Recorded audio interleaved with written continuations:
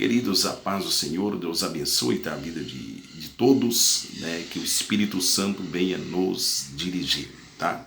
Esse vídeo na realidade não é editado e esses barulhos são alguns pássaros, né? Tem umas árvores aqui do lado e agora é hora deles glorificar também, né, a Deus, né? Várias araras, né? Enfim, vai estar também sendo gravado isso.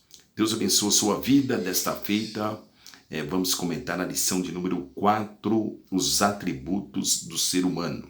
Tá? O textual está inserido aqui no Salmos 32 e o verso de número 9, que diz: não sejais como o cavalo, nem como a mula que não tem entendimento. Olha aqui, não sejais como o cavalo, nem como mula que não tem entendimento. Na realidade, nenhum animal, né, que não tenha, né, entendimento, cuja boca precisa de cabrestos e freio para que não atirem a ti.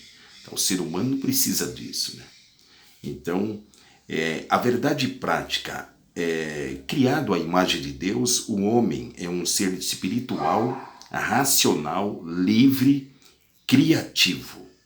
Sua missão primordial é glorificar o Criador, o mantenedor de todas as coisas. A leitura bíblica em classe está aqui registrada no livro de Romanos, capítulo 12, né, e os versículos de número 1 ao versículo, né, de número 10. E a nossa ponto central: o ser humano é um ser espiritual, racional e livre, tá? O ser humano é um ser espiritual, racional, é isso que é o ponto desta lição, racional, né, e livre.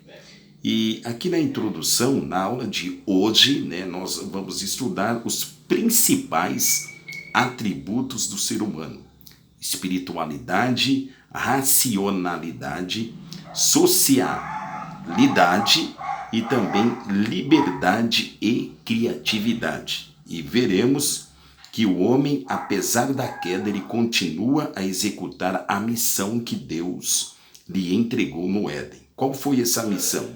Né? A missão foi de cuidar da terra. A desobediência humana não frustrou, preste atenção, os planos divinos. Se Deus assim nos dotou, usemos cada um de nossos atributos para glorificá-lo. E o tópico primeiro aqui da lição, vamos analisar a espiritualidade humana. Neste tópico aprendemos que o homem é também um ser, né, espiritual. E vejamos, pois, a origem do nosso espírito, seu anseio natural por Deus e como ele pode ser vivificado, tá? E o número 1, a origem divina do nosso espírito. Após formar Adão do pó da terra, o Senhor soprou, preste atenção, soprou nas narinas o fôlego de vida. Gênesis capítulo 2, versículo 7. E a partir daquele momento o homem passou a ser alma vivente. A diferença da criação dos animais. Os animais Deus já tinha criado e o homem não. Os animais foi pela palavra, né? Haja, né? Haja, mas o ser humano foi pelo fôlego, né, do próprio Deus. Isso quer dizer que o ser humano ele saiu de dentro de Deus, né, pelo sopro de Deus. E nesse sopro, Deus soprou o espírito e a alma e o homem passou a ser alma vivente. Então, quer o ser humano ou não acreditar, todo ser humano, nós temos uma facúlia, uma ansiedade, que é o espírito, né, de procurar um Criador, né, um Deus, né? Mesmo o ser humano estando caído, ele tem essa facúlia dentro dele, sentimento, que sempre vai acontecer. Por quê? Porque dentro de todo ser humano tem o corpo, tem a alma e tem, né, o espírito. Número 2, o anseio natural do espírito do homem. Sendo proveniente de Deus, né, o espírito humano anseia pelo Pai Celeste. Então, nós entendemos isso, que todo ser humano ele tem uma ansiedade de quê? De adorar algo sobrenatural. Seja o que for, todo ser humano tem o desejo de adorar algo sobrenatural. Por quê? É uma faculha que está dentro dele. Mas enquanto, né, o ser humano ele não descobre, né, através de Jesus Cristo o caminho que leva a Deus, ele fica ainda procurando um meio de adorar algo. Uns adoram pedra, uns adoram colar, e vai adorando. Mas por que o ser humano tem isso? Porque dentro de todo ser humano tem ainda algo para ser preenchido. Isso aí só é preenchido através de Jesus, sabemos disso. Mas os outros ainda que não conheceram Jesus, eles têm o desejo de adorar algo sobrenatural. Nós analisamos isso, né? E aqui diz, né, que infelizmente são poucos os devido a uma vida ímpia e blasfêmia sufocam o seu anseio pelo Criador. Então, por que essas pessoas adoram, né, outras coisas e não o Criador? Porque dentro dela está trocado. Então, a alma dominou o interior desta pessoa, está sendo dominada pela alma. E o espírito está dentro dela, mas está sufocado pela alma. Então, aprendemos isso, né? A pessoa se torna uma pessoa carnal. Nós temos até um exemplo de várias pessoas. Um exemplo, o rei Saul, né? Ele aconteceu isso. Começou bem, mas como a alma dominou a vida dele, ele terminou, né, naquela situação. Terceiro, a revivificação do espírito humano. Através da sua morte redentora, preste atenção, Jesus Cristo vivifica o homem que já era morto espiritualmente. Efésios capítulo 2, versículo 1 e Gálatas capítulo 2 também, versículo 13. Só ele é a ressurreição, né, e a vida, né?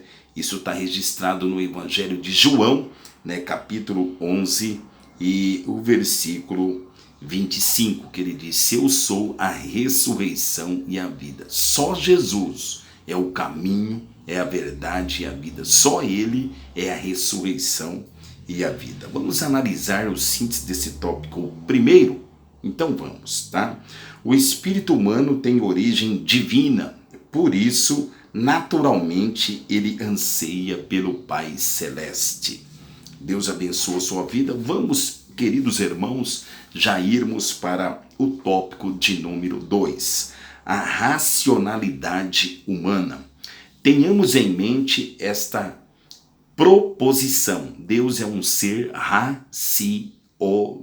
Logo, a perfeita harmonia entre a genuína razão é a fé bíblica. Por isso mesmo, ele requer de cada um de nós um culto racional. Foi o que Paulo mencionou isso, né? E o que significa um culto racional? O que quer dizer, na realidade, esse culto racional? Quer dizer que as características que distinguem o ser humano dos animais, tá? Então, isso é um culto racional. Deus é um ser racional, tá? Certa vez o Senhor desafiou o povo de Judá, né, que caíra na apostasia, a argumentar acerca do verdadeiro caminho, né? Isso aí está registrado lá no livro de Isaías, capítulo 1, e os versículos de número 18 ao 20. Portanto, ele requer de seus servos uma postura racional, porquanto dotou-nos da razão.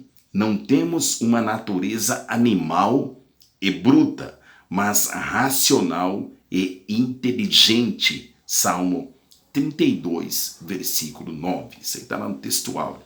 Então, Deus nos dotou de razão e de inteligência. Isso não tem nos animais. Olha o número 2, a harmonia entre racionalidade e espiritualidade. A verdadeira né, espiritualidade manifesta-se de maneira racional. Preste atenção nisso, pois o nosso Deus é um ser racional. Ele não é confusão, né? Como diz lá em 1 Coríntios capítulo 14, versículo 33.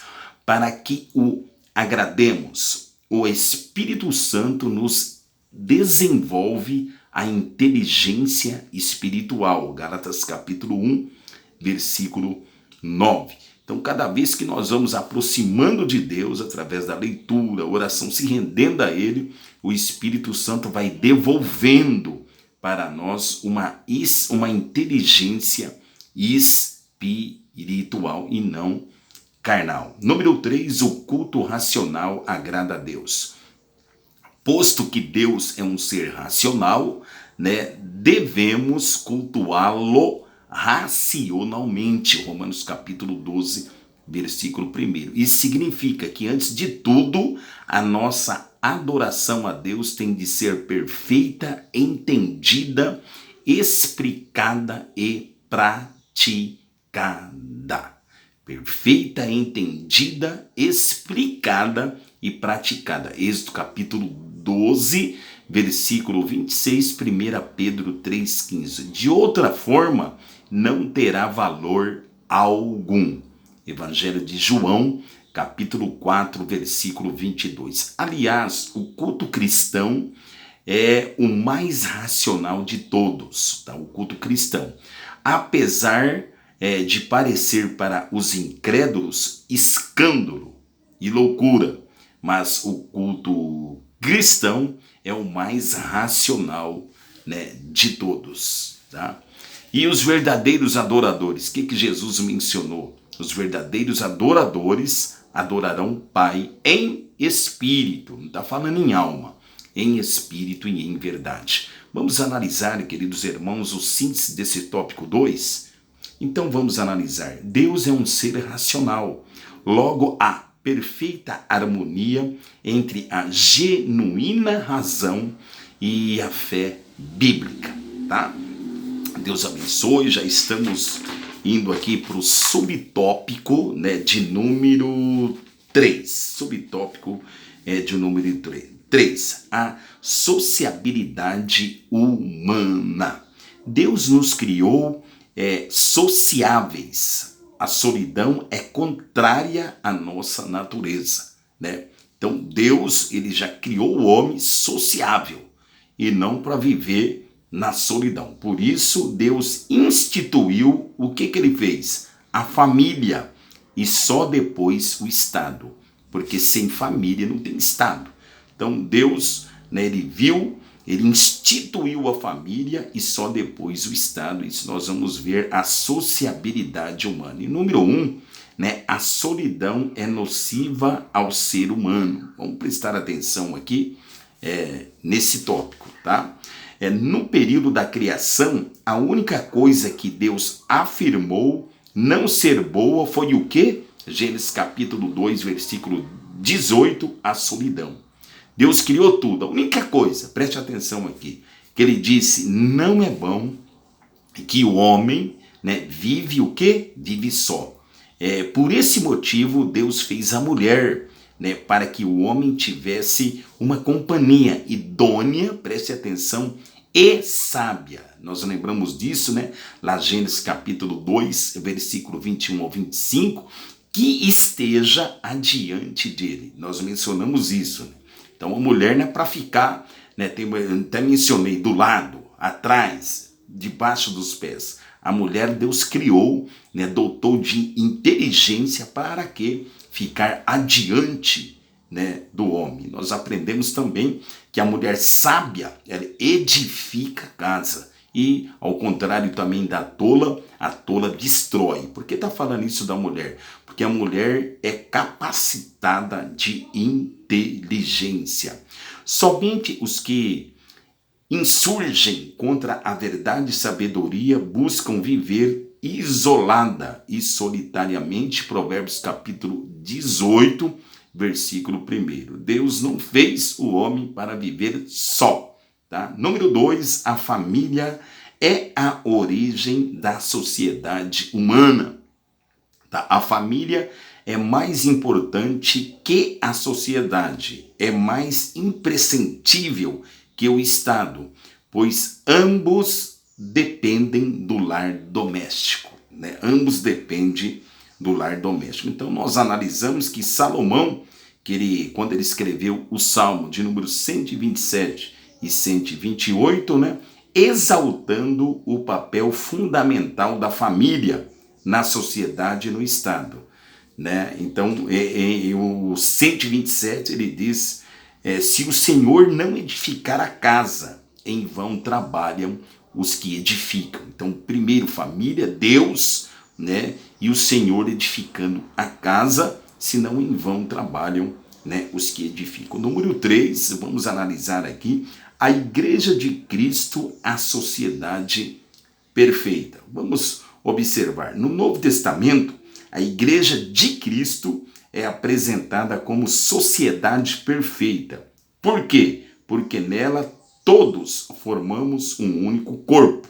Tá? 1 Coríntios, capítulo 12 e o versículo de número 13. Essa união impensável em termos sociológicos é denominada o ministério de Deus pelo apóstolo Paulo. Isso aí está em Efésios capítulo 3, versículo 1 a 12, que ele vai falar da unidade do corpo, da unidade, da união, né, do corpo. Vamos analisar o síntese desse tópico 3, queridos irmãos? Vamos então. Deus criou, né, os seres humanos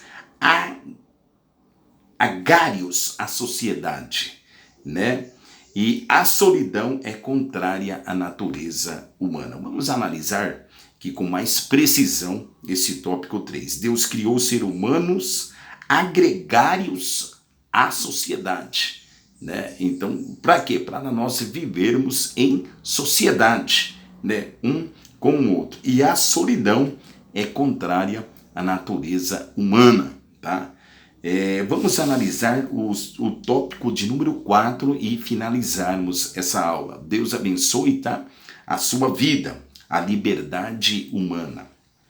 É importantíssimo esse tópico, tá? Deus concedeu-nos o livre-arbítrio. Livre-arbítrio. Para quê? Para que escolhêssemos entre o bem e o mal. Se por um lado temos a liberdade de agir, por outro lado, não podemos esquecer-nos da soberania divina. Então Deus é soberano, apesar de nós termos livre-arbítrio, não podemos esquecer que ele é soberano. Número 1, o livre-arbítrio. O livre-arbítrio pode ser definida como a capacidade humana, preste atenção, de tomar livremente uma decisão. Então, todo ser humano, ele é livre para tomar uma decisão, porque Deus não fez ninguém robô, né? Robozinho não. O ser humano, toda a criação, inclusive os anjos, por isso que caíram, né? Deus fez também com livre arbítrio. Então eu e você adora, busca, canta, ora a Deus se nós quisermos. Não somos obrigados. Não somos obrigados. Porque eu e você, nós temos o livre arbítrio. Tal atributo é observado em diversas passagens da Bíblia. Um exemplo, Gênesis capítulo 13, 9, né, Juízes 24, 15, Hebreus capítulo 4, versículo 7. 2. O ato de decidir. Segundo a Bíblia, o ato de decidir entre o bem e o mal, entre Deus e os ídolos e entre aceitar Jesus e recusá-lo, é um direito que o Todo-Poderoso, que Deus na realidade nos concedeu. Então esse ato de decidir entre o bem e entre o mal, Deus ele não interfere, né? Fica a nossa decisão. Gênesis capítulo 2, né, versículo 9, 1 Coríntios, 1 Reis, na realidade, 18, 21, e Marcos capítulo 16 e os versículos de número 15, né, e 16. A soberania divina. tá? Já que Deus concedeu-nos o direito de escolha, hajamos com responsabilidade e discernimento, porque todos seremos responsabilizados por nossas escolhas. Apesar de Deus, né, dar-nos o livre-arbítrio, mas um dia todos serão responsáveis pela escolha, né, que fizeram, tá? Independente, né, se conheceu Jesus ou não, todos pela escolha, né, que fizeram, né, vai ser responsabilizados. Portanto, o livre-arbítrio humano é a soberania divina, não são excludentes, são perfeitamente harmônicos. Então, eles andam em harmonia. Vamos analisando aqui o número 5, né? Tópico 5, a criatividade humana, né? E o trabalho. O trabalho não é consequência do pecado, mas uma bênção na vida, né, do homem. Né? Eu já até ouvi pessoas dizer, não, o homem não era para trabalhar, né? Caiu, pecou, e agora todo mundo tem que trabalhar. Não, irmão, olha para cá agora. O trabalho não é uma consequência do pecado, mas uma bênção na vida, né, do ser humano. Deus não fez o homem para ficar de braço cruzado, sentado debaixo de uma rede, não. Deus fez o jardim e falou, o jardim está aqui, você cuida, né? E o número 1, a dignidade do trabalho. Deus criou, né, o homem para trabalhar a terra, ará-la, preste atenção, e transformá-la a fim de torná-la habitável. Isso aí está onde na Bíblia? Isso aqui está lá em Gênesis capítulo 1, né, versículo 26, capítulo 2, 15, né? Por consequente, olha que interessante isso aqui, o trabalho não é castigo divino ao pecado de Adão, mas uma bênção a todos os descendentes, é uma bênção de Deus. A queda apenas tornou-se, isso aqui que nós temos que analisar, mas o que a queda fez então com o trabalho? Apenas tornou-se as atividades laborais mais árduas e estressantes. Tem pessoas, né, que hoje, né, chega estressado, então esse estresse na realidade não existiria, tá? É isso que aconteceu, mas o cuidar da terra ainda é o trabalhar, né, é bênção, né, de Deus, tá? A criatividade humana, os descendentes de Adão, trabalhando metodicamente desenvolveram, né, em pouco tempo as mais variadas técnicas. Olha que interessante isso aqui, lá em Gênesis, capítulo 4, versículo 2, 3, 20 e 22, que técnicas que Gênesis capítulo 4, eles já se desenvolveram, rapidamente evoluíram. Na terceira geração, olha que o ser humano já era capaz, na terceira geração.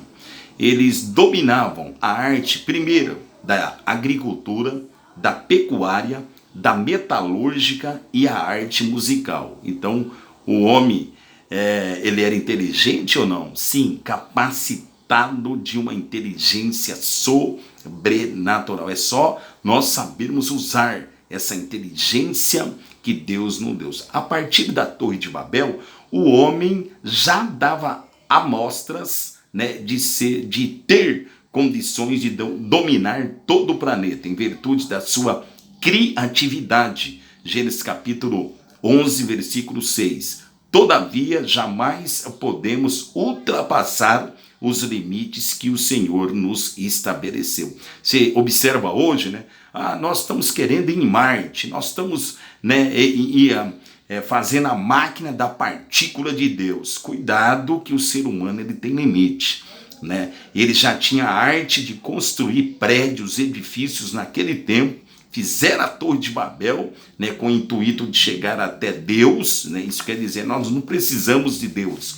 Se nós quisermos Deus, nós vamos subir na torre e quando a gente quiser, a gente vai consultar a Deus. E não é assim. Eu e você, nós necessitamos de Deus e aprendemos aqui que tudo tem um limite. E nesse limite da Torre de Babel, o primeiro controle humano aponta para o anticristo também, uma desobediência que eles fizeram também com Deus, aí Deus, né, agiu, tá? E outra coisa, hein? Deus vai agir, não pensa que as coisas vão continuar assim não, tá? Vai chegar uma hora que Deus vai agir. Vamos concluir essa lição, irmãos? Vamos concluir.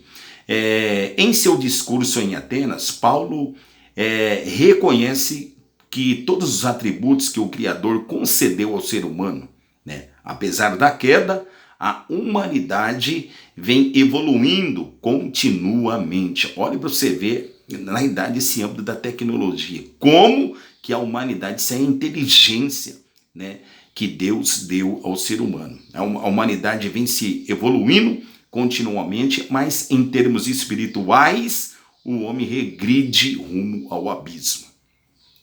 Ele está andando a passos largos, né?